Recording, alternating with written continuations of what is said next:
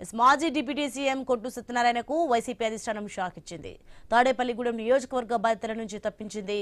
ఈ నియోజకవర్గ assembly coordinator గా వడ్డీ రఘురాంను నియమించింది. ఆయన ప్రస్తుతం వైసీపీ ఆక్వా రైతు విభాగం వర్కింగ్ ప్రెసిడెంట్ గా ఉన్నారు. గతంలో ఆప్సాడా వైస్ చైర్మన్ గా పనిచేశారు. కొట్టు సత్యనారాయణను పొలిటికల్ అడ్వైజరీ కమిటీ మెంబర్ గా నియమిస్తూ వైసీపీ కేంద్ర కార్యాలయం ఉత్తర్వులు జారీ చేసింది. ఇదే అంశానికి సంబంధించి మరింత సమాచారం మా ప్రతినిధి భార్గవ్ ఫోన్లలో అందిస్తారు. S Bhargav. Sonia, Tadepalligudem YCP incharge బాధ్యతల నుంచి మాజీ డిప్యూటీ సీఎం అలాగే మాజీ దేవాదాయ శాఖ మంత్రి కొట్టు సత్యనారాయణను తప్పిస్తూ కూడా వైసీపీ అధిష్టానం నిర్ణయం తీసుకుంది.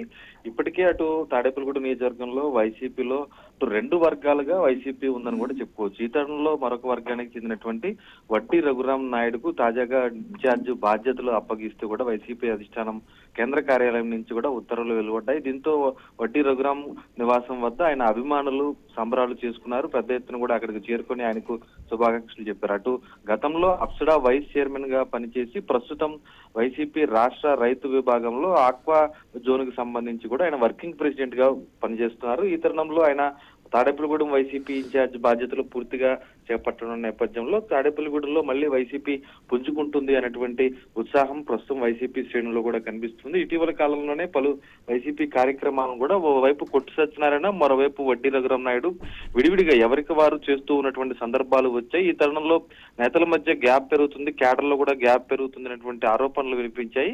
అవన్నీ కూడా ఈ రోజు వడ్డీ రఘురాం నాయుడును ఇన్ఛార్జ్ గా ప్రకటిస్తూ కేంద్ర కార్యాలయం నిర్ణయం తీసుకోవడంతో ప్రస్తుతం వారంతా కూడా ఏకదాటిపై ముందుకు వెళ్లేటువంటి పరిస్థితులు కూడా కనిపిస్తున్నాయి. Soni, thanks for the information Bhargav.